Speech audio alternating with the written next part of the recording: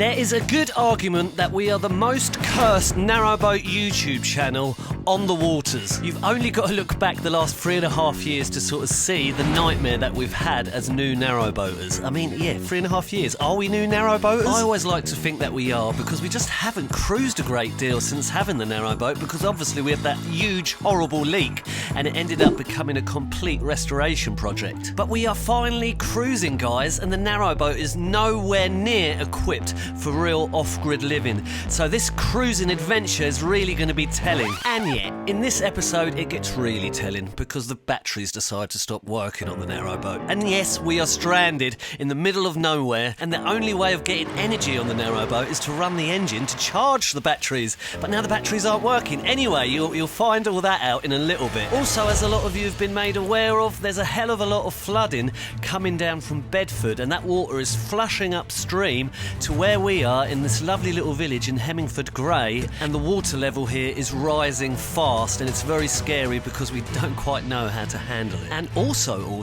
I've decided to run off for a couple of days to grab supplies and leave the poor Rebecca Crowbot to man the narrowboat all by herself. How will she manage?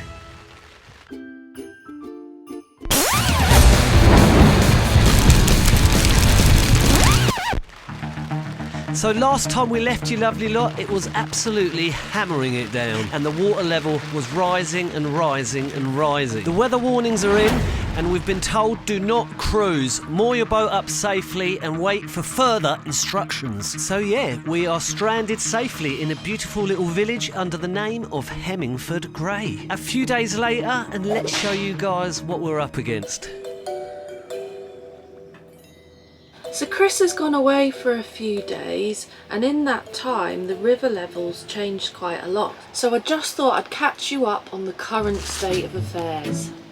So as you can see, the river's dropped considerably in level because it's now revealed all the kind of lower part of the wall here, which we haven't seen for days and days and days. That's cool. So I've just been down to check the river gauge, measure gauge, thingamabobby thing down there, and whereas a good few days ago we were up, I think we were up over like 1.4 metres, we're now down to 0.6, so, or close-ish to 0.6, so that's a humongous drop.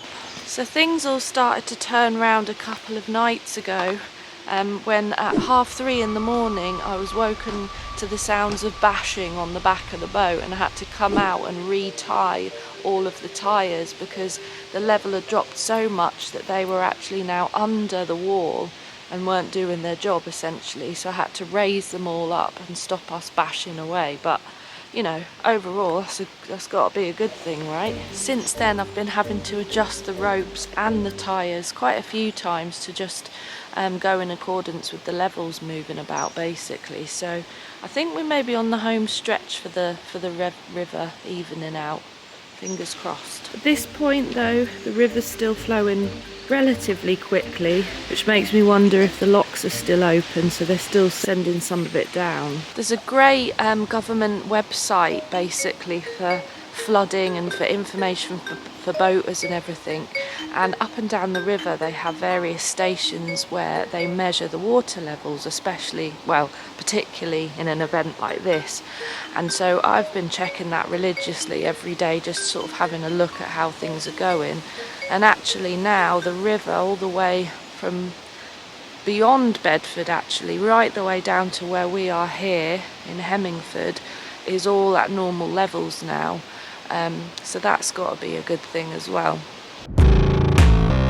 It's a Sunday morning that has not quite got off to the best start, and I'll tell you for why.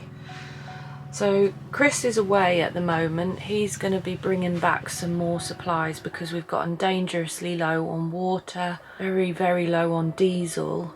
And lo and behold, what happens this morning when I come and turn over the engine? Oh yeah, it won't start. So I'm fairly confident that it's a battery issue. It sounds like it. When I've tried to turn over the engine, it's just zoom. It's trying, it's just not fully turning over. So my other thoughts were that it could be a starter motor issue, but actually I think if the batteries were fine and it was a starter motor, it would be trying and trying and trying to turn over, but it just wouldn't click in, it just wouldn't fire into action basically. So I think it's a battery issue, and so my first port of call is to go dig out my multimeter and just have a look at what charge the batteries have.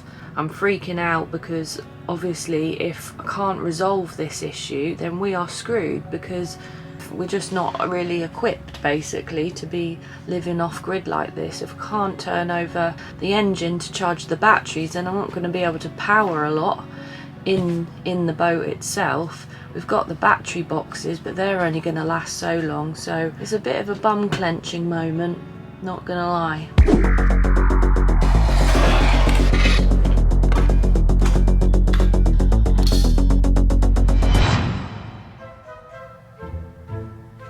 Right, so that leisure battery's reading 12.7. These should technically be all the same because they're all wired into each other, which in theory I think should also supply the starter battery. However, the starter battery is reading 12.02, which I think is probably too low to turn the engine over with. I think it should be at about 12.4, 12 and a half, something like that ordinarily. So the next part of the problem is how I get power into that starter battery. Obviously there's no access here to get like a car down or something that you could use some jump leads to sort of give it that surge of power it needs to get it turned over. I think the only thing I could try that I can come up with at the minute is to use one of the battery boxes to plug in the battery charger that we have inside the boat, that normally when we're on shoreline is always plugged in, just trickle charging the batteries so that they don't ever go flat. If the battery box can take the heftiness of the battery charger, that might be a way to do it. Oh god, that's the only thing I can think of, so I'm just going to see if I can give that a go. There is the said battery charger. I'm just having a look to see if it's got like a wattage on there. I just don't want to end up blowing up the battery box.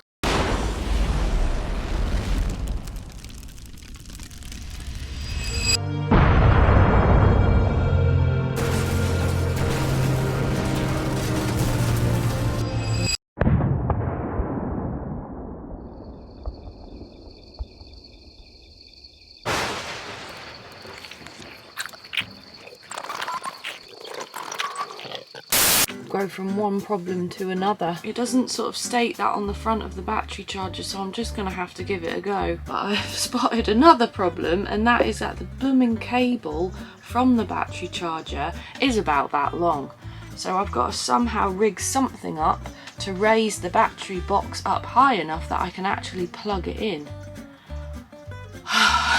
So I've managed to construct the world's dodgiest shelf that has to house possibly one of the heaviest things on the boat temporarily, just so I can plug this blooming thing in. So let's hope that one, I don't explode the battery box, and two, it just doesn't fall off this really dodgy, rickety shelf that I've made. Dodgy! Well, it's on there. I'm going to stay in for the moment. So that's one hurdle crossed. Now let's plug it in. Oh my god, look at that. I mean, it literally just reaches. I don't recommend stretching your cables that much, to be honest, but on this particular occasion, where the practicalities of the setup here dictate that that's the only way it can be done, then that's the way I'm going to have to do it. Anyway, shut up, Bex. What I was actually going to say was, annoyingly, because of the position of the plug, it means I have to have the battery box so the display is facing the wall, so I can't even see. So I'm going to have to just try reach over and turn it on, and oh god, I'm a bit nervous. Yeah, just going to have to reach around and turn it on and hope that I press the right thing. So if this works, I anticipate seeing here the lights come up on this display here, which tells you which stage of the charge cycle it's at. So let's pray.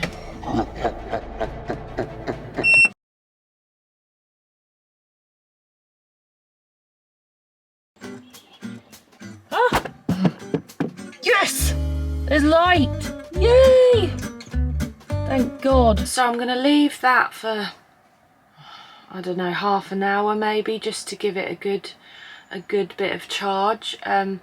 I don't want to be too hasty in trying to turn the engine over too soon, because as I said earlier, every turn of the key basically will draw what little power it has there, and you end up kind of going back to stage one. So I'll give it a bit of time to do its thing, and then I'll report back and see if I can get the engine turned over. I really hope so. I really hope this is the issue and that it's not something more complicated. Being out here in the sticks would not make resolving something more complicated very easy. So, let's hope for the best, eh? So I'm gonna go wander down to the meadow that we walked across to get to St Ives, just to have a catch up, see how that's looking, if it's still completely flooded or if it's started to drain away. Did anyone catch that? I think that was maybe a buzzard. I could just hear it flying around in the sky. It's one of the nice things about being here. Now there's a heron just flying off, cacking its pants. But I'm also going to go on a bit of a foraging hunt to try pick up some kindling, basically, because it's getting really low. I think I'm definitely going to need it later. Anyone want to buy an old dilapidated house that sits on a lake? Well, there's one here, so it'll only cost you 1.5 million. Okay, so here is the first hurdle, a nice bit of flooded lane to try and get through. On a plus side though, there's loads of twiggy things here, so I'm going to be loading up my bag on the way back.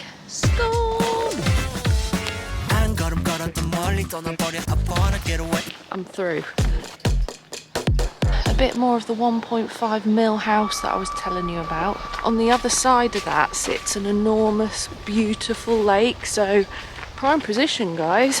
Okay, so this is a bit of a winner, because only about a week, or maybe it was 2 weeks ago, I don't know, time has just lost all meaning now.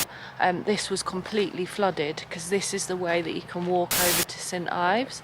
But now I can just see in the distance there's a bit of a pool, but otherwise it's looking nice and lush and green and pretty dry. Wonder if I could get this bad boy back. You'll do.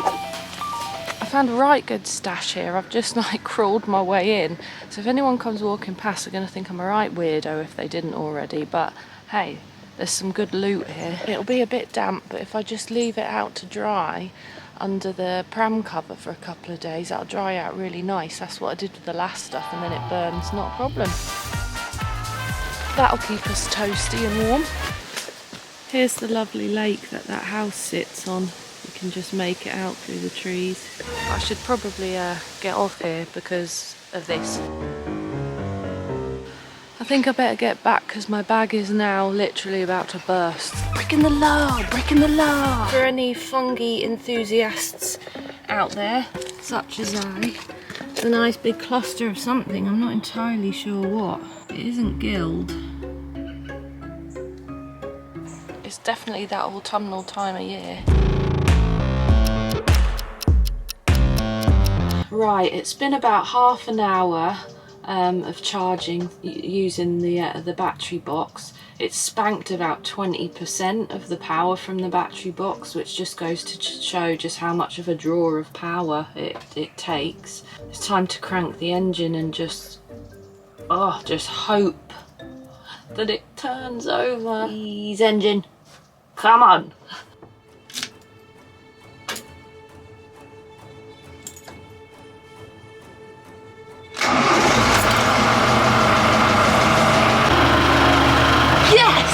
She started! Let's hope that's the last of that problem. Or at least now I know what to do if it happens again, so yeah. Woo! Honestly, I can't tell you how relieved I am right now.